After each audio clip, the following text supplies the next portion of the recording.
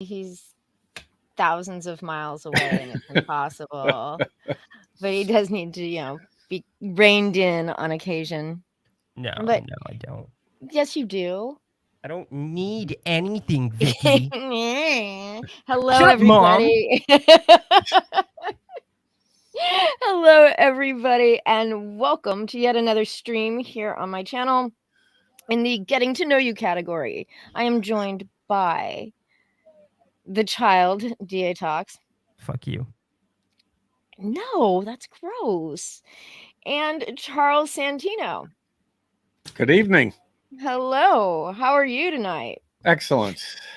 I don't tend to go into these big old long introductions of my guests. I like to let them do that themselves.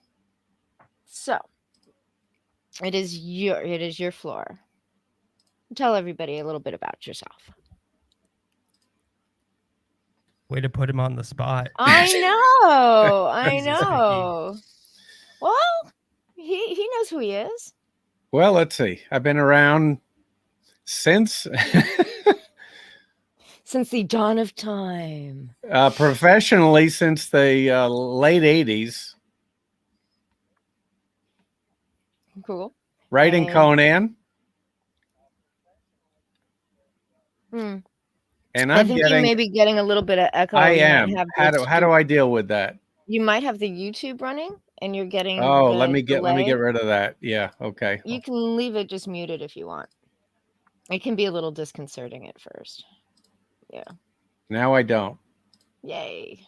I keep it up for the chat, but I keep it muted. All right. Yeah. So there we are. Conan the Barbarian. That's where I started with Marvel back when Conan was selling approximately 100,000 copies a month, which at the time was the borderline when I started writing Conan, 100,000 copies a month, borderline cancellation. Today, you sell 100,000 copies a month, you might be the #1 comic. Yeah. So a little bit different environment that we're living in now. And Spirit Scar asked, was Conan at Marvel then? And yes, it was. Yeah, it was. And then it was, my stuff was actually reprinted a few years ago by Dark Horse in the trade paperback collections.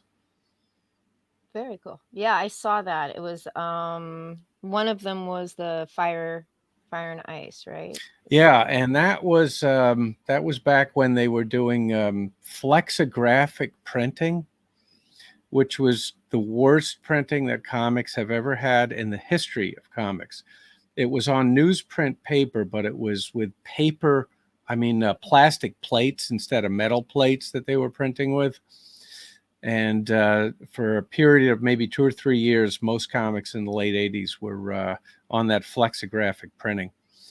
So the coloring was just was really horrible. And that is issue number, is that 220?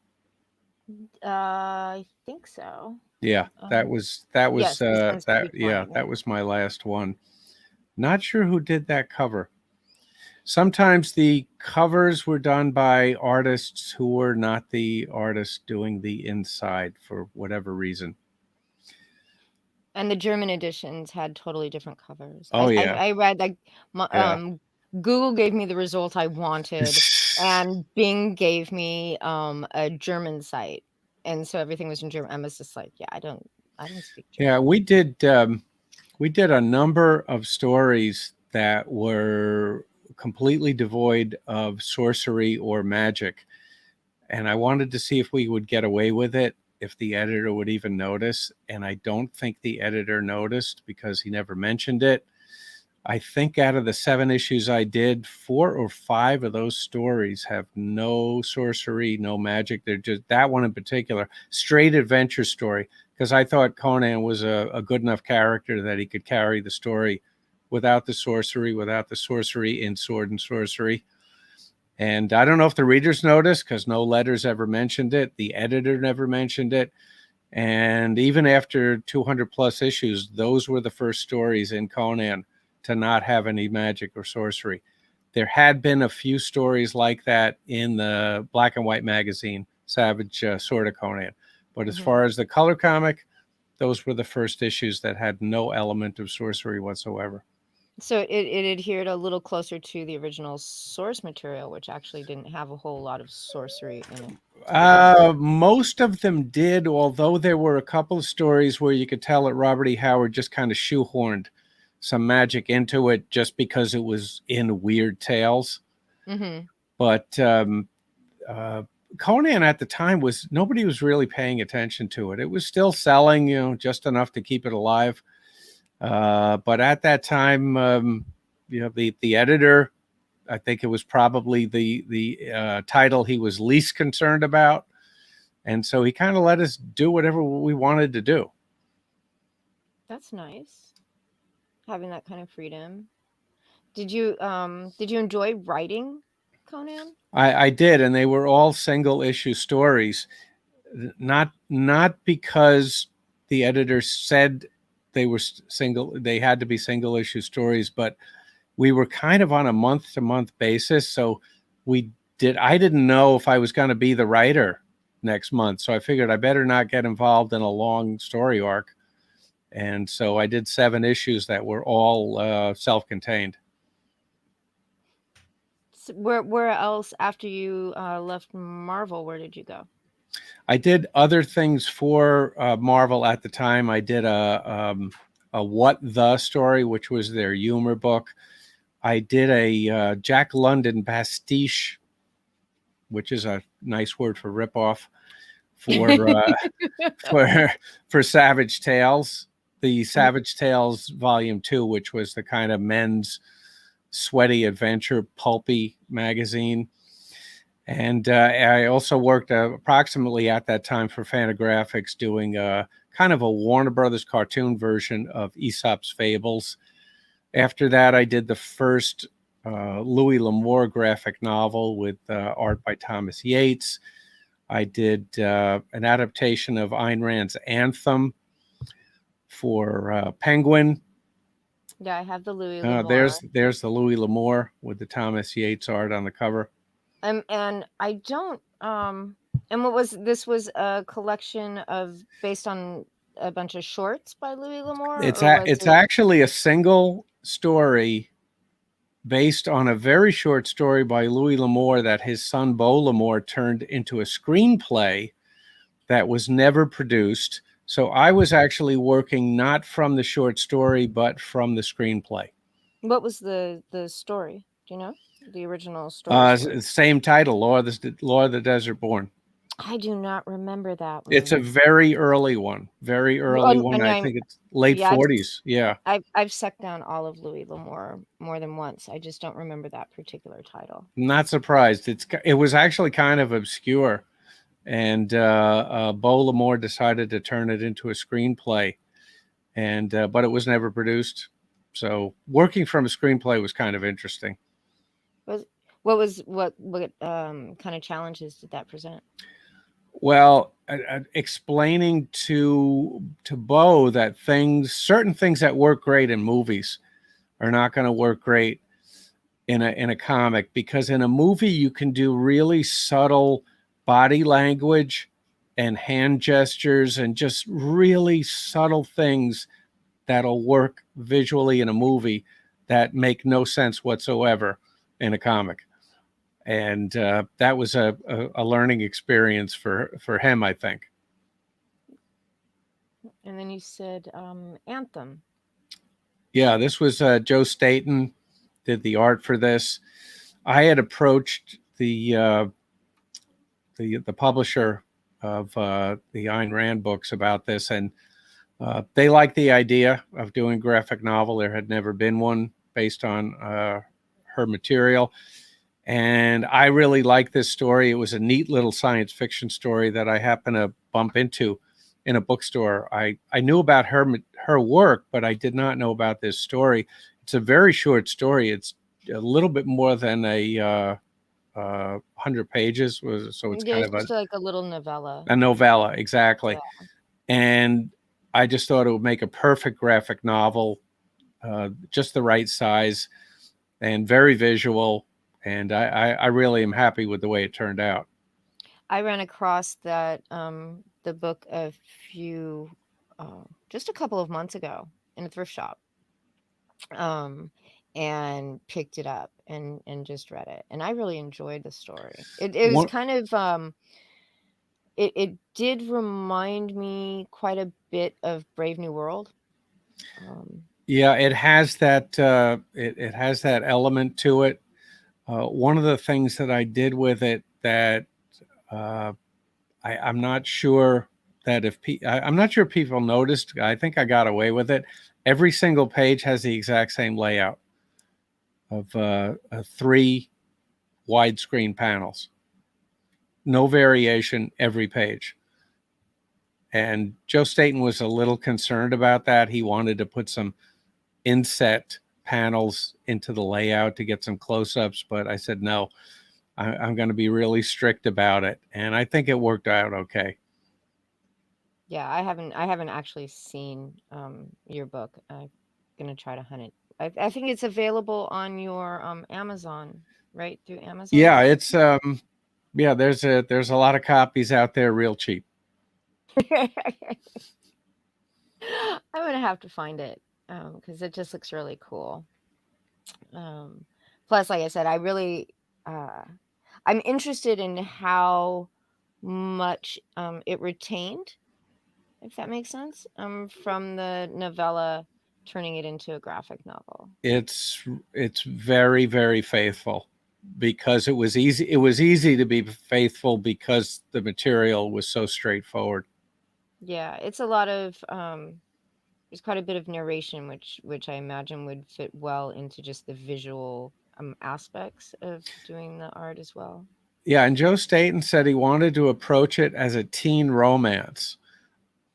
And I thought that was very clever because that's really what it is. Even though it's a science fiction story, it's philosophical.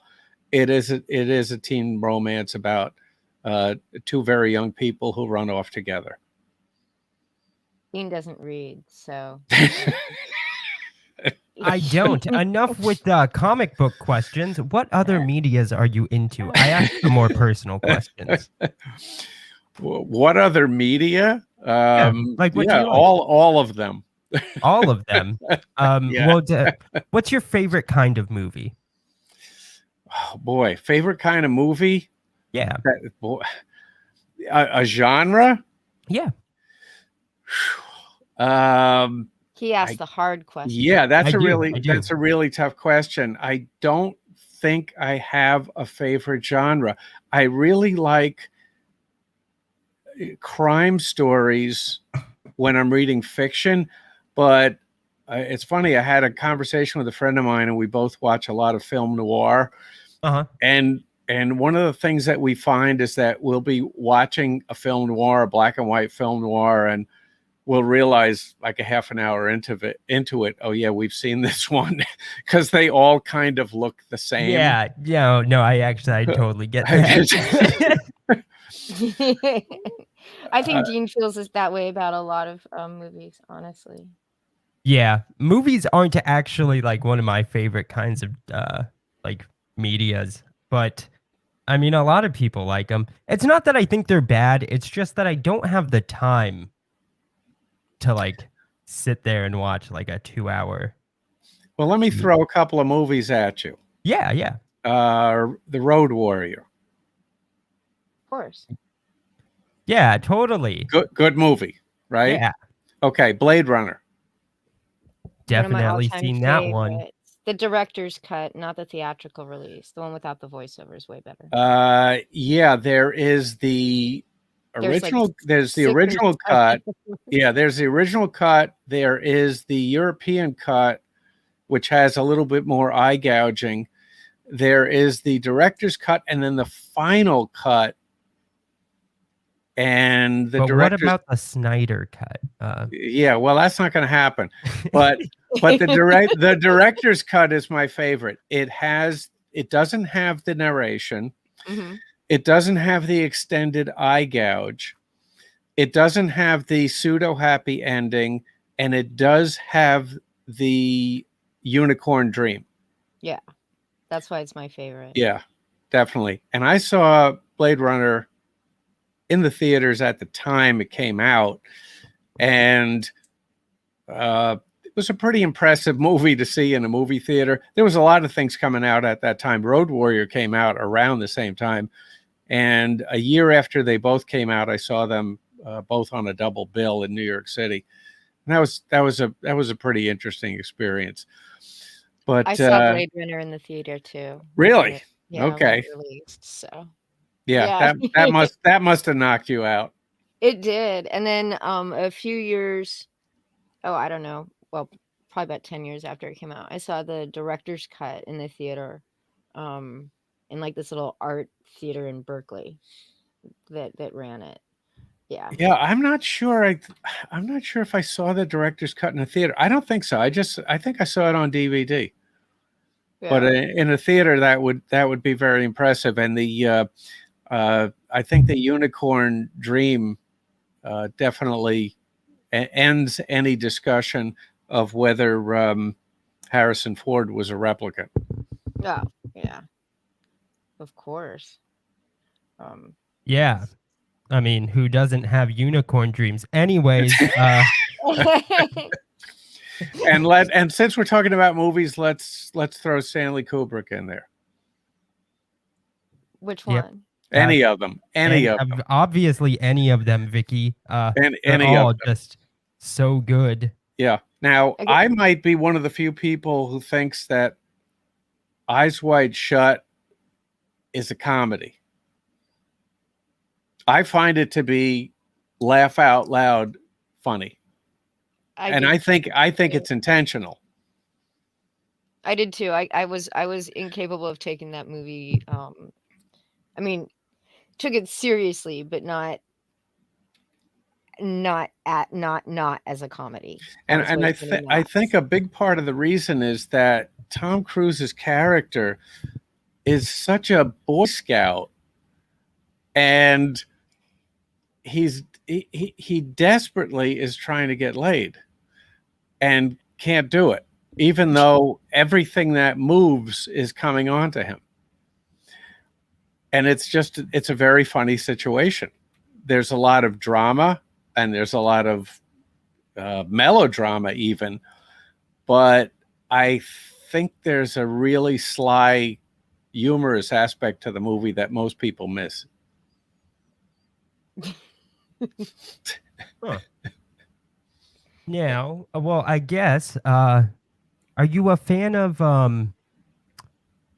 cartoons? Any cartoons that you used to like? Warner Brothers cartoons, of course. Yeah, so like Looney Tunes. Yeah, the Animaniacs. Not so much. The Superman, the Fleischer Superman cartoons. Yeah. Wait. Okay, so I'm sorry, I don't know which one. There's been a few. Are you talking like 90s? I'm talking 40s. 40, yeah, no. And Roger Ramjet in the 60s. And I remember Roger Ramjet. Yeah.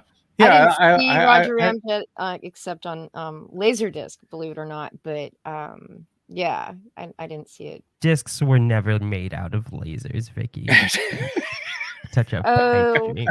I had all of the original Star Treks on Laserdisc at one point. So yes, they did. Do you still have a Laserdisc player? I do not, unfortunately. There are some things, I believe there are some things that are on Laserdisc that have never been released on DVD. I think. I wouldn't doubt it. Yeah. Yeah. That stuff is pretty insane. I was just watching in the middle of the night on Turner, Run Lola Run, the German film. Uh-huh. And when I first saw it, I thought to myself, boy, this woman does an awful lot of running in this movie. But I was studying the editing this time, and there's no shot of her running that's longer than 10 seconds. Now, is that intentional, you think? Well, I think it's intentional in that she only needed to run at top speed for 10 seconds. And then they would say, okay, stop.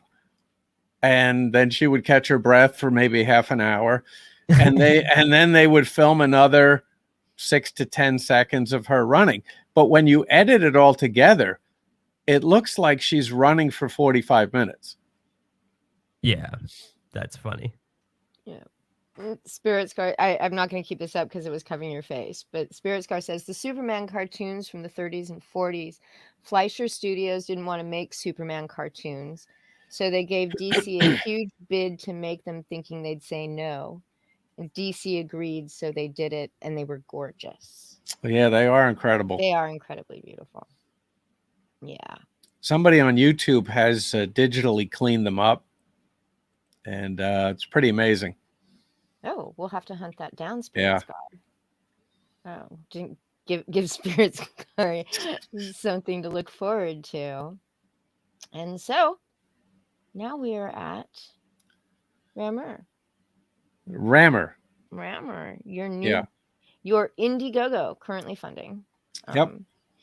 And tell us about how this one came about.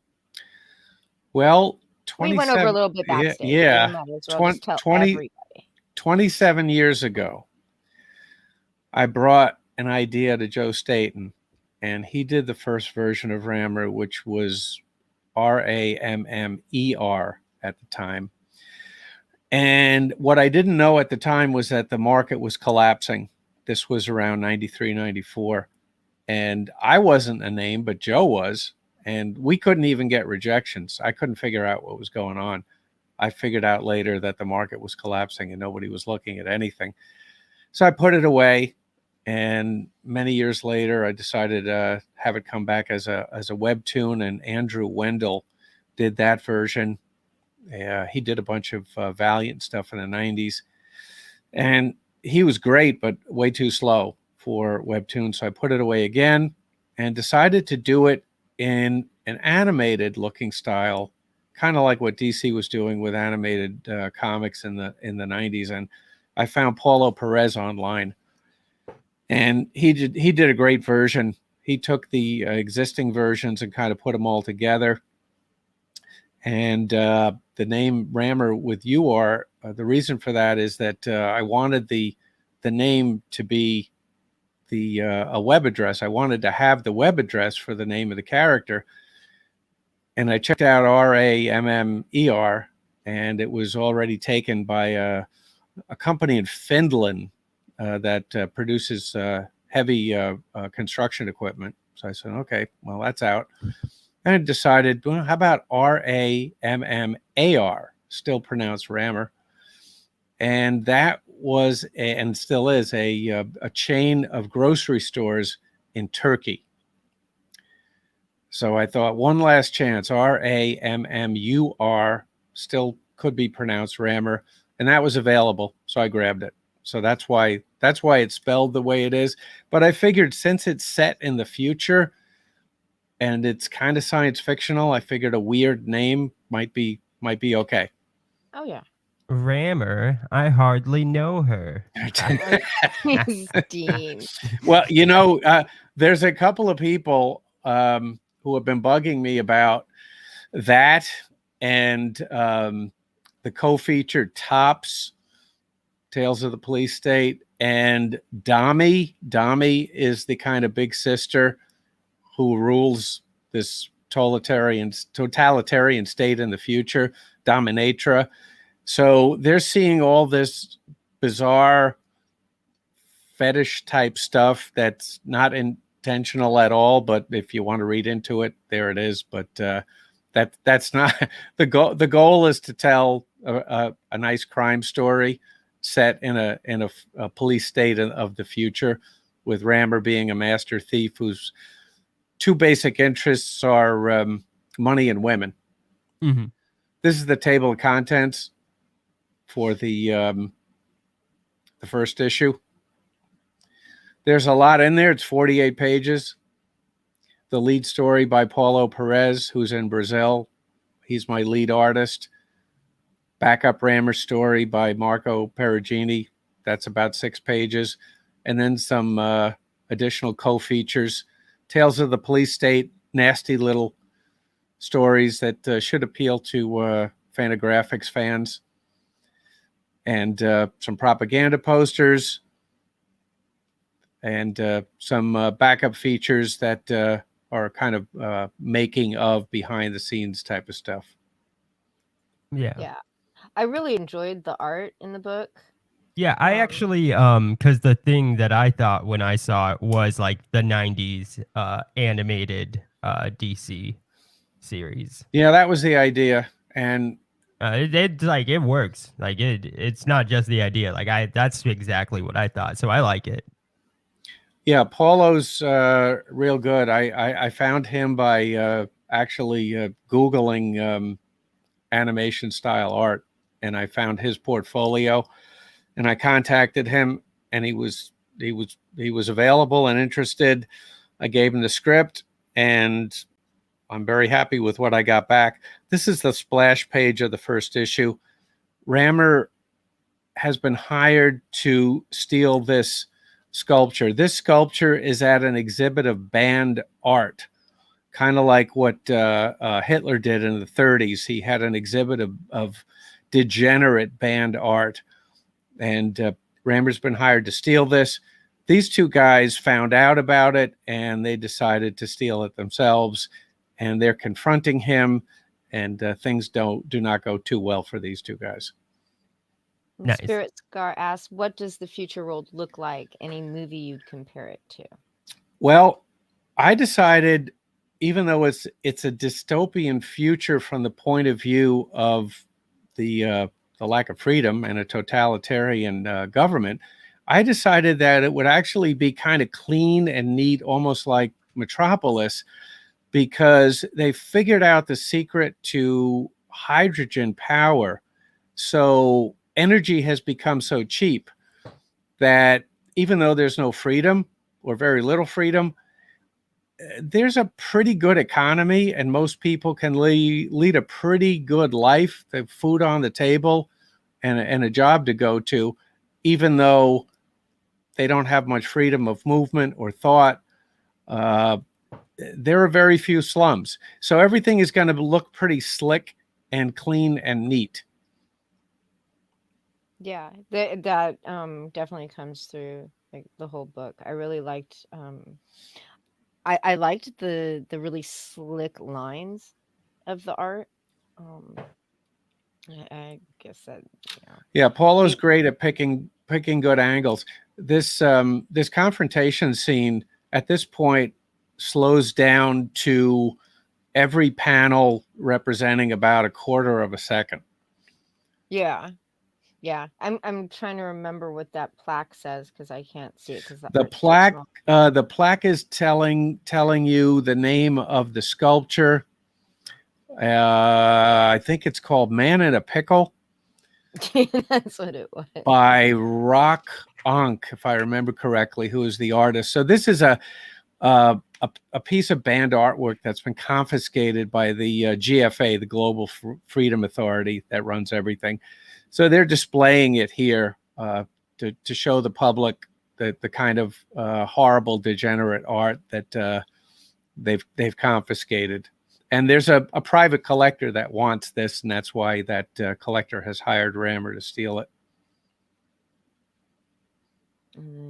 I think I skipped some. That's okay. Yeah, here he is flying away from the museum. The sculpture has been destroyed. Those two guys were killed.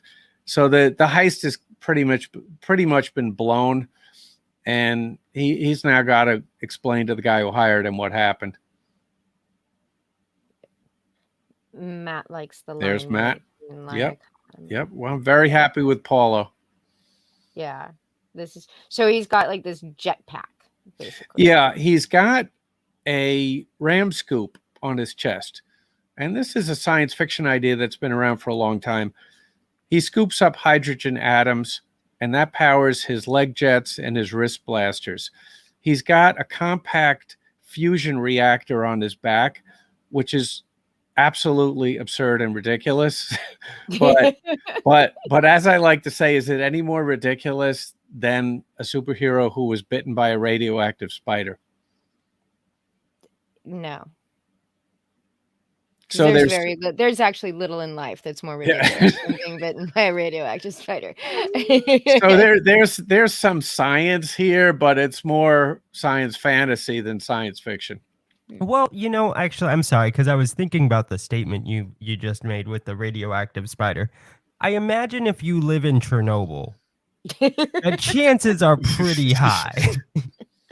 Yeah, we didn't see a whole lot of superheroes coming out of Chernobyl, though, did we? No. We saw some Almost like weird they're animals. covering something up. That must be it. Then That must be there's it. a story. There's a story idea right there. Yeah, actually, that's not a bad idea. That's a really good idea.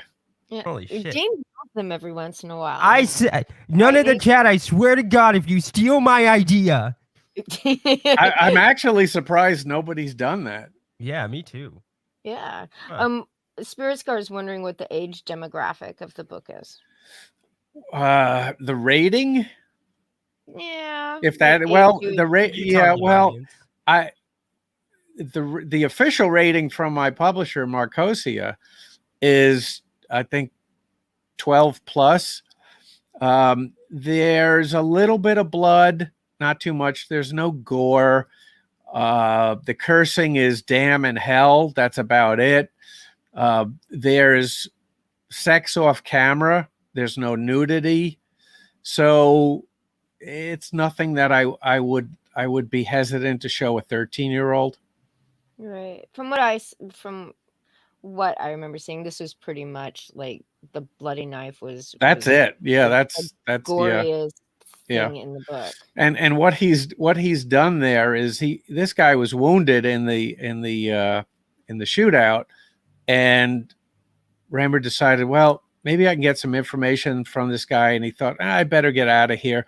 So he plunges the knife into the base of his skull in the back, because I looked this up, and that's the quietest way to kill somebody.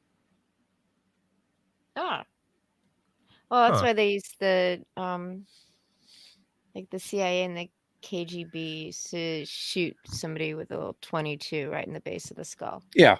Because it would just Yeah. rattle around in there and kill you off. Rammur had already made so much noise that he decided he didn't need to make any more noise. He needed to get out of here. And so this was a really quiet and quick way to deal with this guy and get the hell out of there. Now, here he is landing at the workshop of the mechanic that fixes his gear, because some of his gear got damaged in that shootout. And his mechanic is not home, but his cute apprentice is. And she is adorable, by the way. Thank you. Snowberry. Well, Snowberry is Snowberry. adorable. As depicted by Paulo. I didn't give him any direction on this. I just said she's young and cute. And she's always got that hookah. And I don't know what's in it, but she's always got it. Yeah, she was really quite adorable. I'm thinking it's tobacco, because she's kind of at work here. That doesn't stop That everybody. doesn't stop most. I've had a lot of stupid coworkers. But I figure if Rammur's trusting her with his equipment, then he smells tobacco and nothing else. It's for medical purposes. This is legitimate stuff here. Yeah, I don't think he would see it that way. No, This is the cover for the co-feature, which is inside of Rammur #1, Tales of the Police State.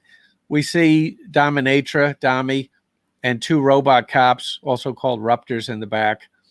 And we see the flag of the GFA there. This was done by a guy named Dave Barden, who I found through an agency, and have tried to get in touch with since then to do other things, and can't seem to get him back on my radar. In the future, you will be a criminal. This suggests that the rules in living in this future totalitarian society are so strict that if you don't go to the bathroom at the right time of day, you're probably breaking the law. Wow. Okay. So China. Well, that's currently a totalitarian state that has a little bit of, or a lot of a capitalism blended in. Mm-hmm. And this particular totalitarian state is kind of like that, and also kind of like Nazi Germany, in that there is private industry. This is a propaganda poster. This was done by a guy named Matt Chick. He's based in New York, and my daughter actually saw his stuff on display at Strand Books in New York, and she said, you might want to check this guy out. And I did, and he did this poster for me. It's got a really like 60s, 70s psychedelic art kind of vibe to it that I like. I think that's accurate. I hadn't thought about that, but yeah. And I gave him no direction on this whatsoever. All I said was, use her and those words and the flag, and that was it. It reminds me of like record albums that I'd see in the used record stores on Haight in San Francisco. Yeah. Like Okay. in Berkeley and stuff. Yeah, That's I'll take that. Yep. Yeah, I dig it a lot.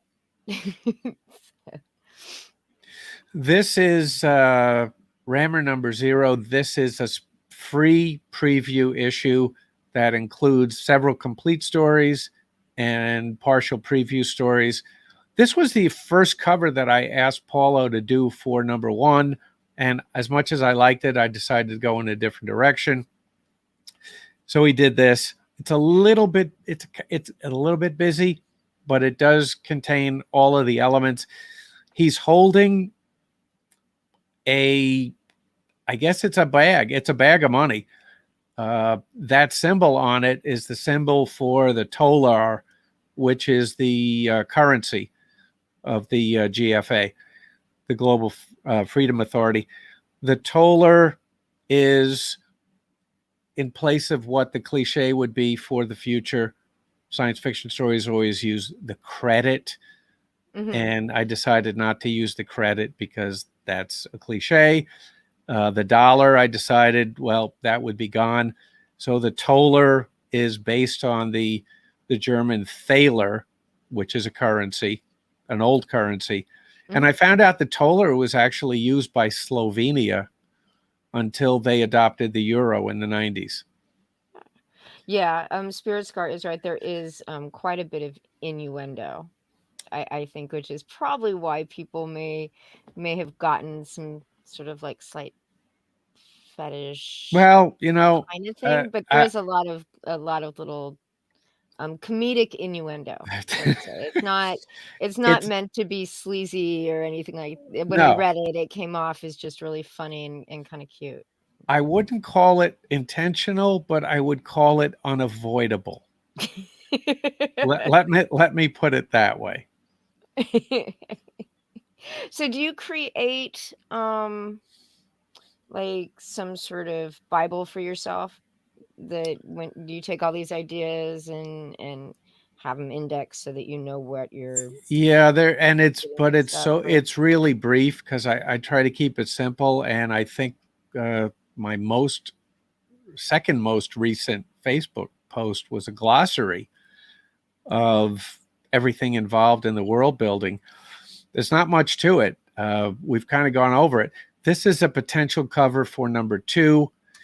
And something that happened as I started writing these stories, I'm writing the 4th one now, the 4th lead story, is I realized that I kind of like having him fight robots. There are robot police.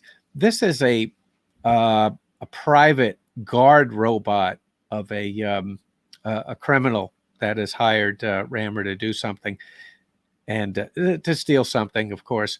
And this is his robot guard. And Paulo's been so good at designing robots that there's definitely going to be a robot in every story.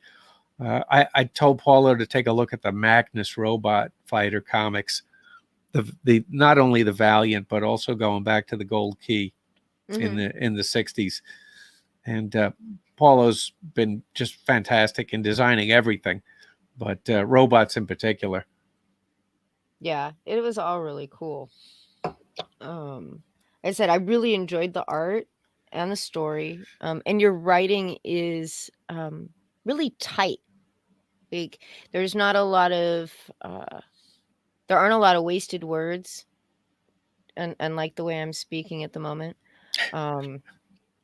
But yeah, it was incredibly just tight and got everything across. You Well, didn't sit there and read it and like try to figure out what it was that you were trying to say, because literally it was like you know, like a really good short story, how it's just an economy of words, and nothing's wasted. yeah, thank you. I wanted every story to be self-contained, and I wanted to give readers enough background to feel like they're part of something that is real, but not go on and on and on about stuff that doesn't relate directly to the world or to the story. And so there is an economy. I'm definitely striving for that economy of words. I try to limit myself to 80 words per page, and I break that rule probably on most pages, but at least I'm striving for economy. Yeah, I had it reminds me of there was a series of detective novels that take place in San Francisco, female detective. It was just a little like indie kind of thing. And her life was structured around only owning 120 objects. She couldn't have more than 120 things in her life. Whenever I hear about that sort of minimalistic approach to things, my first thought always goes to utensils. So do you have just one fork and one knife and one spoon? I guess you would probably, because that's 3 right there. Right. And yeah. you've only got 120 things, right? You're silly. You would obviously just own a sport. Okay, so that's 2 instead of 3. Well, I mean, one end of the sport, like the other side, the handle would also like You'd slice yourself up, be dude. it would be a knife. No, you wouldn't. Yes, you Not this would. person. Or you could have a Swiss Army knife. That would be one. That would be one thing. Do a lot of things with the Swiss Army knife. I have a Think they Swiss make Army a knife. Swiss Army knife with a spork in They it. probably do. I have a Swiss Army knife that has the best pair of tweezers on the face of the earth. Huh. And the little teeny toothpick on the other side. Yes. The toothpick is not great. It's not good. It's not good at all. It doesn't do anything. But those tweezers are the best pair of tweezers I've ever owned. Yes. Yes, Swiss Army knife tweezers are the Yeah. best. Yeah. It's true. It's very true. So we're covering a lot of good things here. Minimalism is, I'm right now looking at how many books I have on my shelf here. So 120 things. I wouldn't be able to do it. Just the books would kill me. Would kill me alone. What do you do with clothes? You have one shirt, one pair of pants, one pair of shirts. How do you get down to 120 things? I had a teacher in high school who had 2 outfits. So he had 2 pairs of pants, 2 identical shirts, probably only had 2 pairs of underwear and 2 pairs of socks. And they were identical. And what he would do is he'd wear one pair while the other was at home drip drying. So he line dried his clothes, but he washed them every night. So he literally switched back and forth between these 2 pairs of pants and 2 shirts. And when he finally had to buy himself a new shirt, there was actually an announcement during the school assembly meeting. Yeah. That's funny. So there are people like that, unfortunately. Was he as dull as he sounds? He was the strangest little British man that had these caterpillar eyebrows that moved independently of from his face. Weird. And yeah, he used to if you had him after lunchtime, that was the worst because he'd get all angry because you come in after lunch, everybody's been off for 50 minutes, you're still kind of high from eating and have all that extra energy from having lunch, and he'd just slam his hand down on Dennis was his name, slam his hand down. Did he have a romantic partner? I do not think he did, Yeah. but I do know the very That's not first surprising. yeah the very first day that he had to work at the school, his transmission went out on his car and he could only drive it in reverse. You can't make this stuff up. No, you can't. So he drove it in reverse from town to the school because the school was a little bit outside of town. Yeah. In reverse, windy mountain road, reversed all the way there. Getting back to 120 items. What about like paperwork? Just files that you need, things that you need to to keep your life in order these days. Papers involving insurance and employment and Taxes. there's just so much. I mean, you could have my tax return's probably 20 pages right there. Is that 20 items? That would be one item. Okay. All right. So we're fudging I a would bit. count it as one item, one singular item with multiple parts. I once calculated that if I printed out every document in my computer, it would fill about 100 file cabinets. Thank God we don't have to do that. Huh? Yeah. Yep.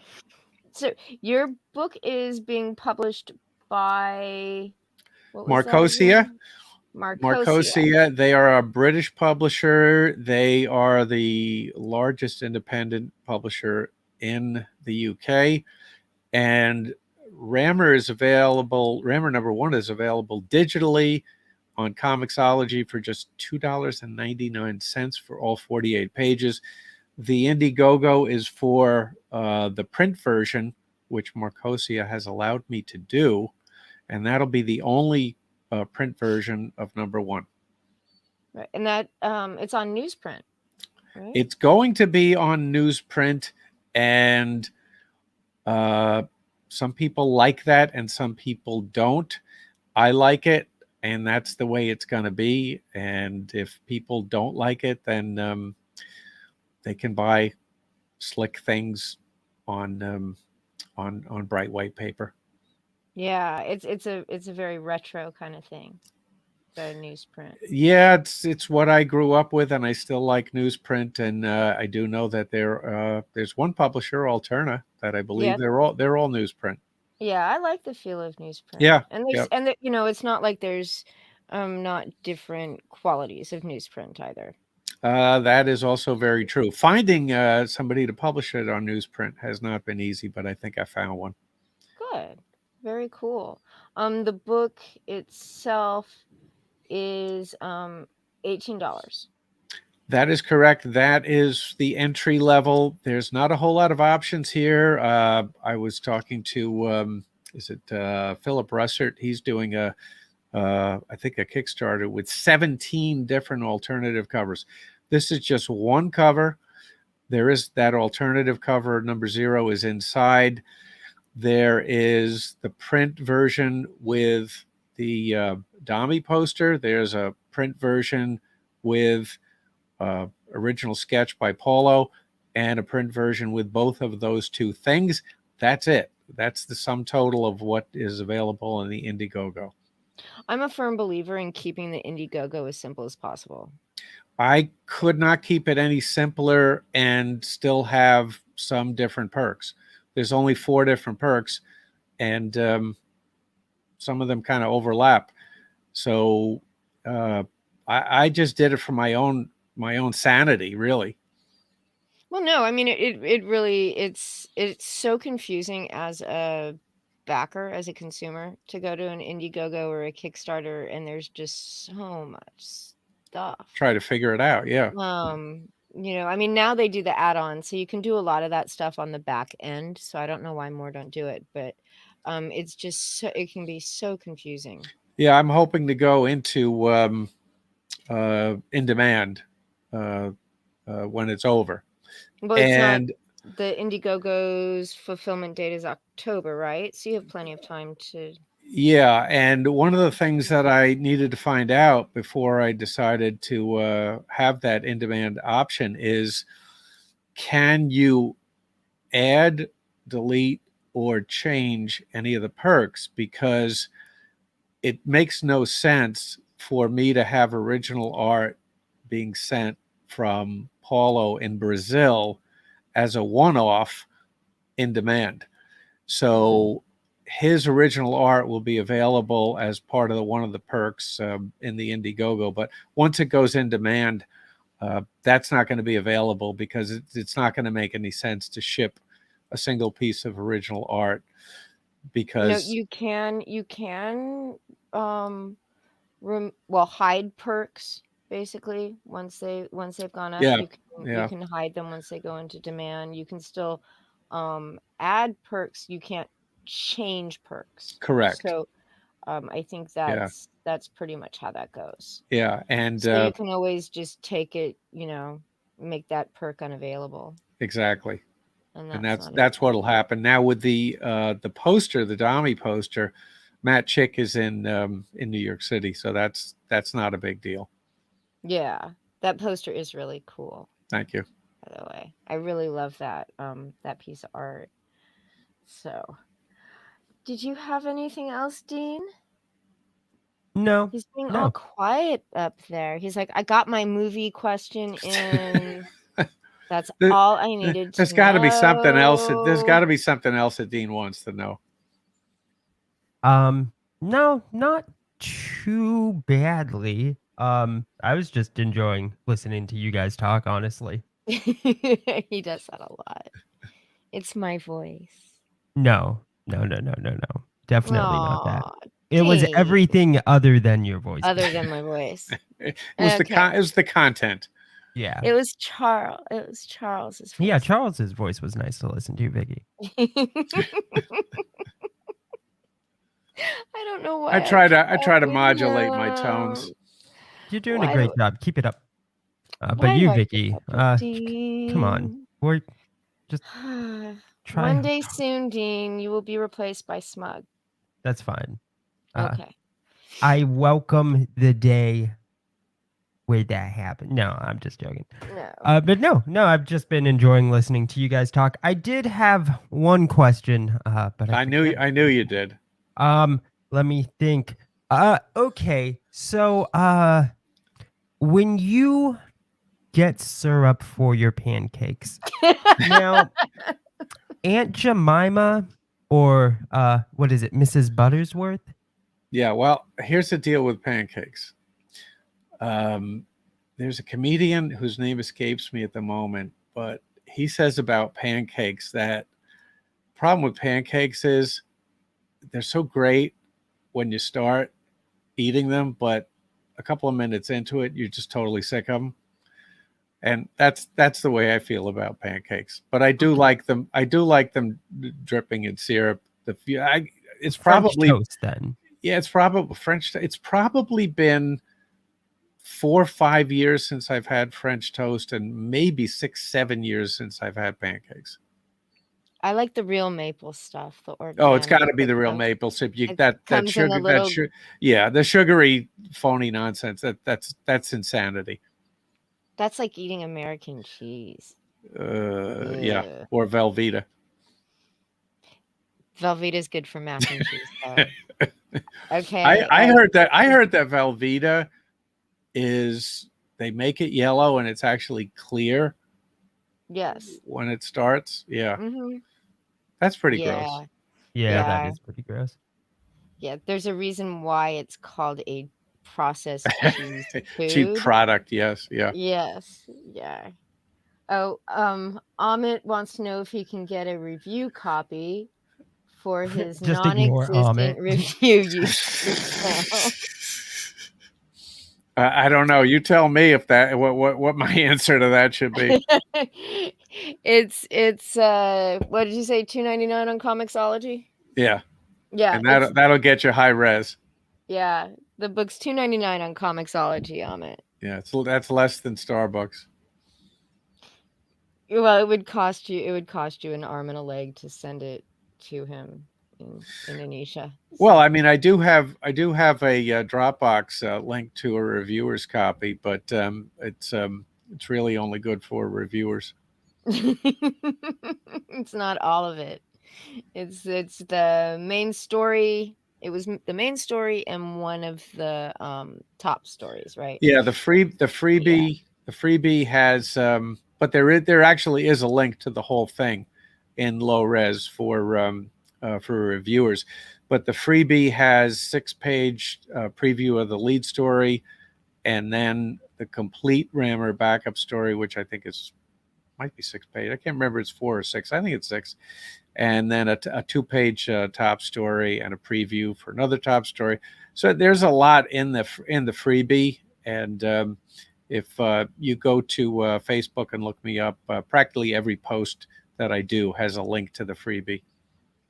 Yeah, the one thing I do not have is well, no, I do have your Facebook link and that stuff that you sent me. I just Excellent. didn't put it in the description, but I will take care of that for people. I don't use Facebook, so I really wasn't even really thinking about it. Yeah, I noticed that you don't use Facebook, and I keep having to remind myself to go over to Twitter, which I hardly use, so that I can see if you have communicated with me. I always check my email. But yeah. You know what you Do can people do? still You can use send me please send me your email address, because I don't think I have it. Oh, you don't have it anymore. Okay. I don't think so.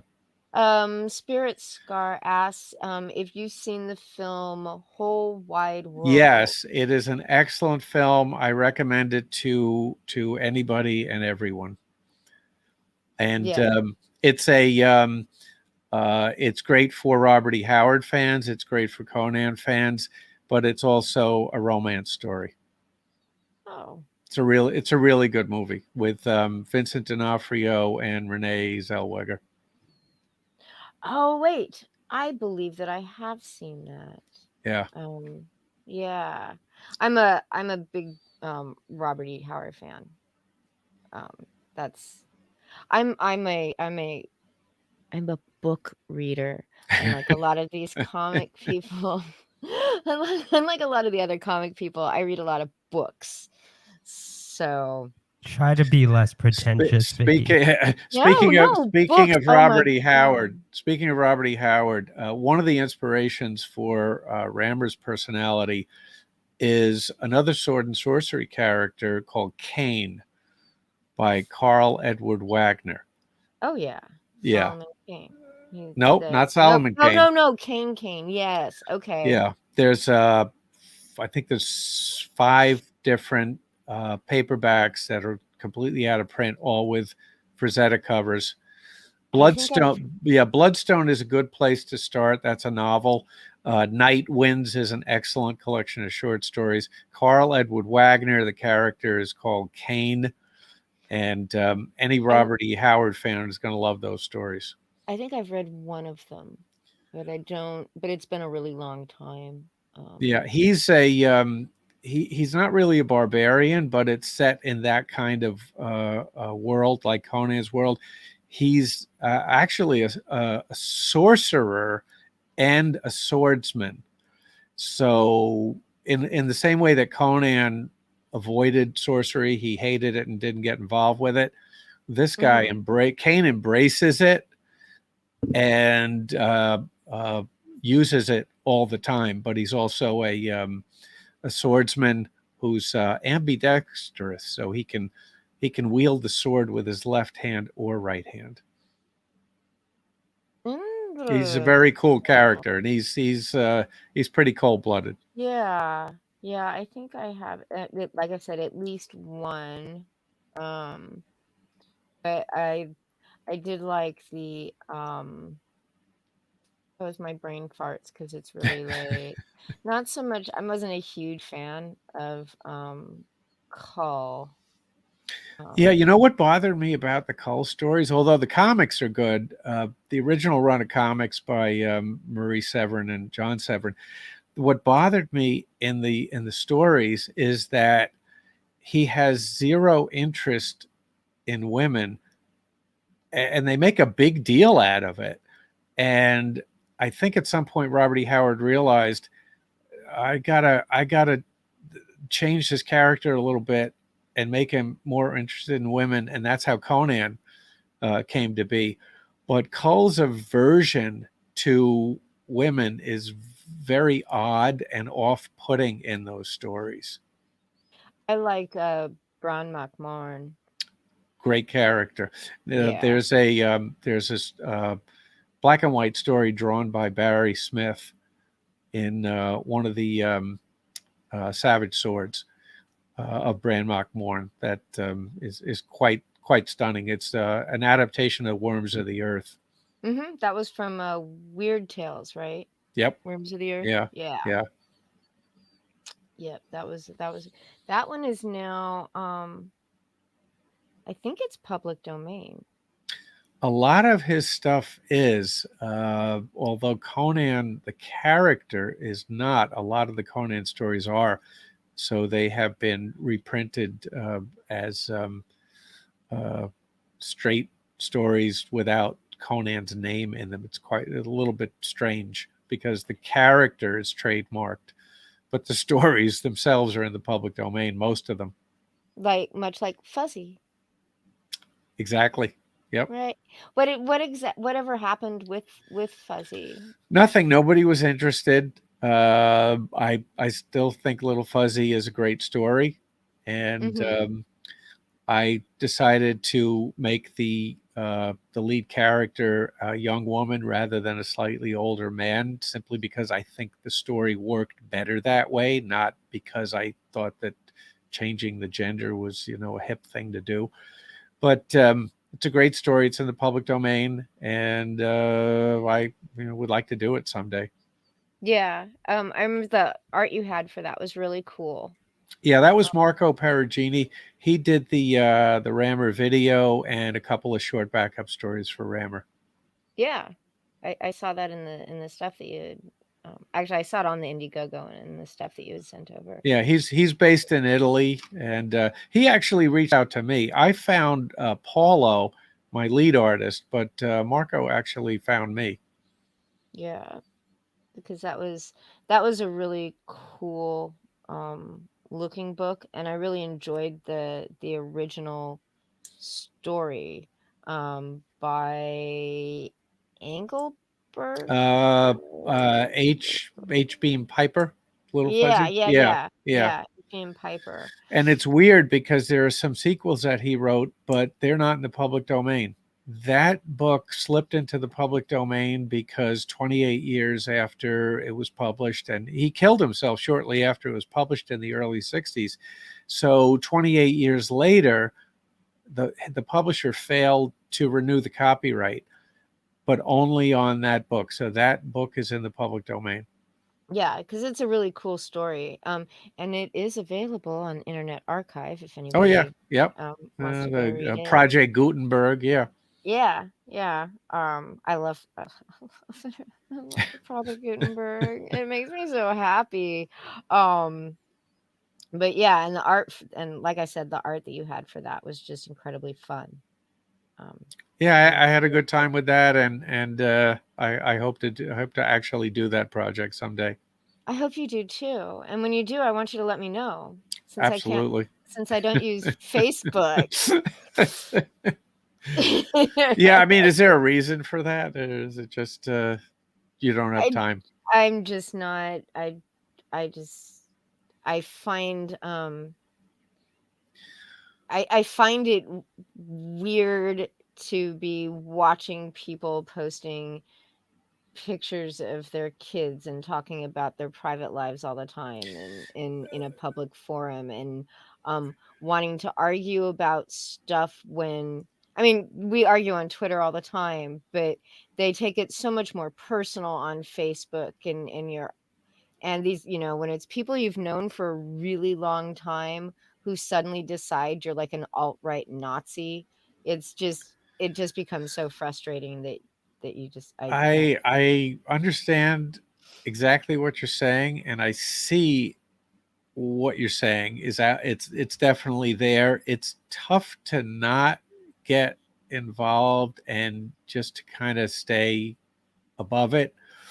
Um, I've done so far, but every once in a while you just have to resist the urge when you see something that just is so ridiculous you feel you have to comment on it. But I don't, and I just move on and try not to get involved in that nonsense. And there's a lot of people who I respect and work with, and I see this stuff, and I just shake my head, and I just think, no matter what extreme position you're taking on either side of any issue, you're alienating the other half. And if you want to talk about your work, or you want to talk about your hobby, if you want to talk about your family life or your vacation or whatever, but you see a lot of this sniping back and forth and these arguments, and uh, I don't have the time for it. I don't like to see it, but unfortunately, if you're on Facebook, you do have to wade through it.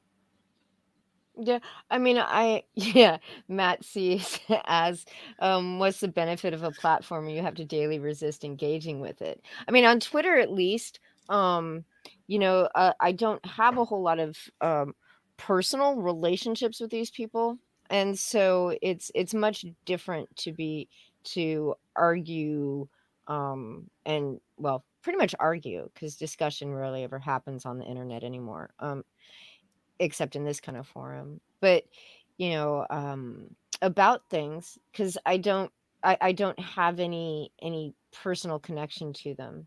To But when it answer Matt's question, there's a lot of decent communication going on in networking. I'm sorry, I interrupted you. no, interrupt me all you want. I do. I interrupt her all the He does time. all the time. Matt is a creator, and I don't know if he's does a lot of interfacing on Facebook. I know he's on Twitter. I see him all over chats and live streams, but I don't know if There's he a he's lot ever of like there's a lot of very attractive, scantily clad women who want to be friends with me on Facebook. I see that all the time. And what's interesting is that they have no posting history at all. That's kind of creepy. Yeah, it's very strange. I have a very long list now of people like that are being blocked. I have no idea who they are. I mean, I know the name they've given themselves in the picture they're showing, but who knows who they really are? Lots of bots, just like on Twitter. Yeah, When yeah. in case they called it the conservative purge happened on Twitter, I lost probably about almost 100 followers that were all just bots. I don't care. I don't exactly give a crap what my Twitter follower number is, unlike some people. So I just get Yeah, excited watching my YouTube subscriber count. I don't do much on Twitter. I don't do much on Instagram. It's mostly a time consideration. I probably spend 5 times as much time promoting myself as I do actually writing and creating. Mm-hmm. And if I was on Twitter and Instagram as much as I'm on Facebook, I don't think I'd have time to sleep or eat. You can schedule stuff on Twitter now, which is nice. But Matt, hook up with Charles, and he'll show you where the honest networking is happening on Facebook. Yeah, I don't know if I can actually do that. I can show him where I am. I'm not sure if I can show him, anything more than that. So if anybody in the chat has any questions, Oh, we are friends, Amit, but we're internet friends. We're not friends, Ahmed. I hate you. If anybody in the chat has questions before we wrap on up, Yeah, I just want to let Dean know that there are now 3 Deans that I like out of the 4 that I know. Aw. oh, that's so sweet. Now, if only I can get you to hate the other ones. No, they're too nice. There's one I'm not so crazy about, but the other ones are pretty cool.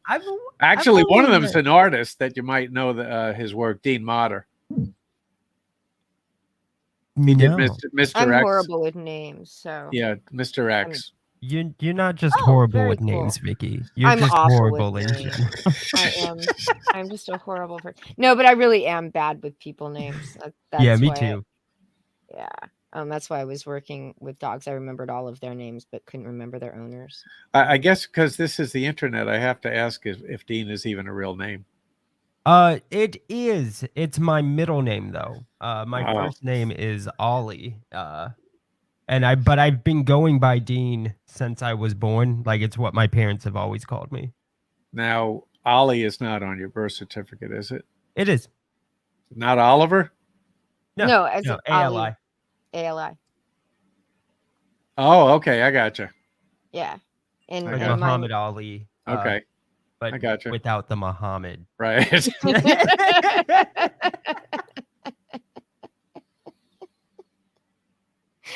I'm sure there are some in the family tree. And I really am Vicky. So. Well, I'm not even sure if you count as Dean. What? It's not your first. It's not your first name. But it is on my birth certificate. So I think it counts. I think it counts. I don't know. It is what my parents have they've always called me Dean. I think it'd be weird if they called me Ollie at this point. If anybody. I think the only people that call me Ollie is like my coworkers. That's kind of weird. Yeah. That's we're really in the weeds now. Yeah, we are. I don't have a middle name. How about that?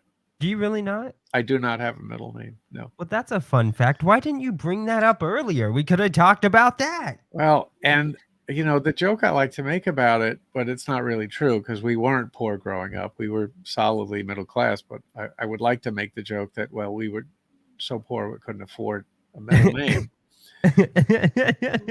But that's not true. I don't know why. I don't have a middle name. That is kind of odd. Not odd in a bad way. My best friend Seven is in the chat. He is. Sorry. I got very distracted. Seven, I just want you to know I have been going after Edwin Boyette on your behalf. I know you asked me to do it, and I did it 100% under you asking me to do it. Anyways, that's yeah. A little diversion right there. Spirit Scar asks, is Rammur akin to the Super Thief comics of Europe, like Danger Diabolique, or influenced by it at all? Short answer is no, but I'm writing down Danger Diabolique because I need to look it up. There might be a lot of similarities, but if there are, it's totally coincidental. But I will definitely look that up. Yeah, we were talking earlier, and he gave me the names of a couple of web comics that I wrote down as well. I'll definitely check that out. I do like crime comics. I was talking to somebody the other day about the difference between crime stories and mystery stories. Mystery stories are where you don't know who did it, and you try to figure out who did it, and it's revealed at the end. A crime story, you know who did it, and you need to find out whether they're going to get caught or not. Like Ocean's 11. Yeah, I prefer crime stories to mystery stories. I like crime stories for movies and mysteries for books. just And because my brain, I like to work out the puzzle of it before I get to the end. But if I'm watching it, I like it to be a crime story. but in figuring out the puzzle, Hmm. do you have this problem? Because I have this problem with mysteries. If I figure it out, I think it wasn't clever enough. If I don't figure it out, I think I wasn't clever enough. Yes and yes.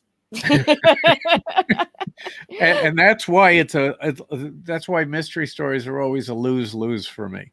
Well, see, that doesn't bother me, frankly. It's I envy you. really, I wish I could enjoy mysteries the way you do.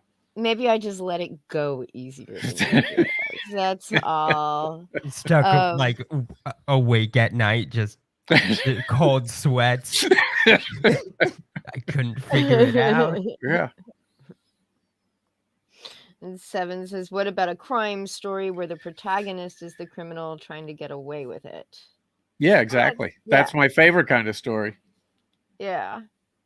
I mean, I like heist stories Oh, I a love lot as heist well. stories. Heist, those are Yeah. always And fun. I don't know why. Maybe it's because I want to live vicariously, and how great it would be to be so amoral that you're okay just stealing things.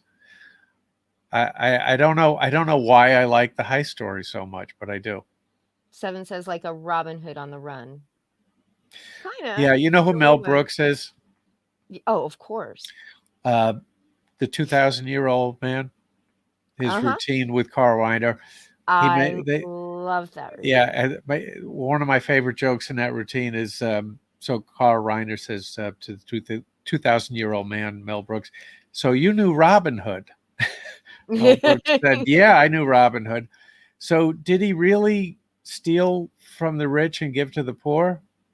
And Mel Brooks says, "No, he stole from everybody and he kept everything."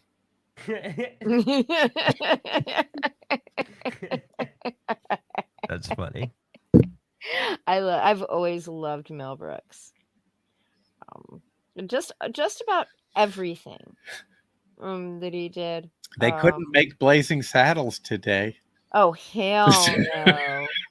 You know what's so funny? When it's on regular TV, they they they bleep out the N word, and the movie makes no sense without it. It's It just makes absolutely no no, sense no. without it. No, if you don't know that that's what they're bleeping out, you're Yeah, like, yeah. because I watched it with somebody who'd never seen it and it was the bleeped out version, and they're like, "What is?" And I'm like, "Oh, you're gonna make me say it Yeah. instead of just laugh at it."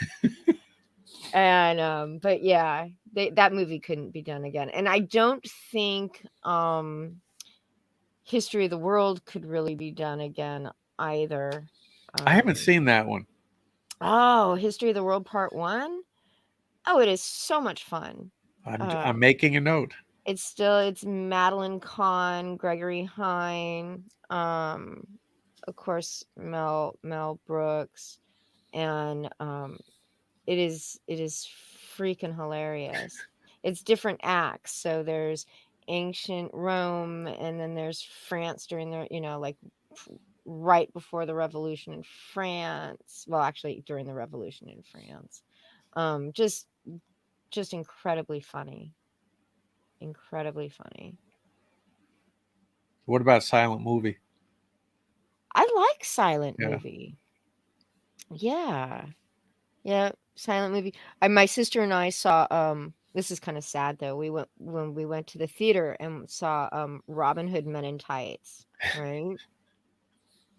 And I think my sister and I were the only ones that actually like got the jokes, and not the ones that were said, but the visual gags and the little signs, when he's like up in ye old book depository, and and all that kind of stuff, and we're just laughing the entire, and people were getting angry because we were just hysterically laughing through the movie, and other people were chuckling every once in a while, but we just couldn't stop. Just couldn't stop. That was a good one too. Not my favorite, but it was pretty good. So, Murder on the Orient Express is a nice twist on the mystery formula. Well, that's Agatha Christie. She's a grande Yep. dame Yeah. of mystery. I got a Agatha Christie story. I worked for a publisher in Manhattan, Dodd, Mead and Company, and they'd been around for 100 years, and they published Agatha Christie. They had the rights, the U.S. rights for her books, and she was coming out with 2 books a year. Well, she died in 1976, Mm-hmm. and those books were really carrying that company, and they had no profits after she died, no more books, and I joined them 4 years later. Now, I got a lot of good experience, and because they were the publishing company was in total chaos at the time, they kind of let me run rampant and do whatever I wanted. And one of the things I did was I acquired the hardcover rights for Bernie Wrightson's Frankenstein, Mm-hmm. which Marvel was going to publish the paperback, and they could not find a hardcover publisher for that, with an introduction by Stephen King and illustrations by Bernie Wrightson. Oh, wow. And the new president of Dodd Mead had published at a previous company, had published Danse Macabre, the nonfiction book by Stephen King, Oh, and yeah. he did a limited edition hardcover. So he snapped up Frankenstein, and we did a limited edition in a slipcase and also a regular hardcover. And we actually had a dealer in California that approached us about buying the entire print run of the limited edition of 500 copies. Now, at that time, that limited edition slipcase, signed and numbered by Stephen King and Bernie Wrightson, the retail price was $35. Spirit Scar says he has the Yep. hardcover Yeah. Dark Horse edition. Yeah, that came much later. Yeah, the original hardcover was published by Dodd, Mead and Company in, I think it was 82. Yeah, the Wow. Dark Horse edition is very nice as well. Yeah, Spirit Scar has quite a collection of things, books, and yeah, he's a pretty cool cat. So, it has been an hour and 22. Yeah. And that's sort of like we've reached the limit of how long that we actually stream. And yeah, Seven says that's one of the most beautiful comics ever made. Except it's not a comic. Yeah. But we are ready to go. Dean, do you Okay. have anything? Dean? No. You don't have to say my name repeatedly. I'm right here, Vicky. Yes, I do, Dean. Dean. I just like saying it. You don't have one last nagging question you're dying to ask me? What? I'm not Vicky. I'm not nagging. Jeez. I'm insulted. He's my honor. No. I just enjoyed listening. That's why I have him along. It was fun. Yeah, it was a lot of fun for me. I thank you for great. having me on. Yeah. Yeah. I'm going to go ahead and put Charles's Amazon link and his Facebook link in the description once we're all done with this.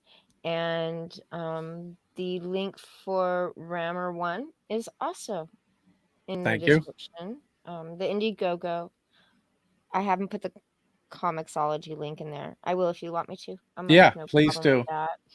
I will hunt that down and do that as well. But thanks everybody who showed up to listen to us ramble for an hour, almost an hour and a half. Yeah. Thank you, Charles. We covered a lot of ground. Thank you. This is great fun. I think one day we should just do like a panel with a bunch of different people and sit and talk talk about their work and things like that. I think that would be fun. And we haven't done that before.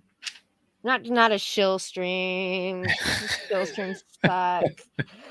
No, thank you, Twitless, for stopping by, Thanks a lot. and everybody in the chat. You all have a good night. Thanks. Take care. Thanks a lot. Bye, guys. Bye bye.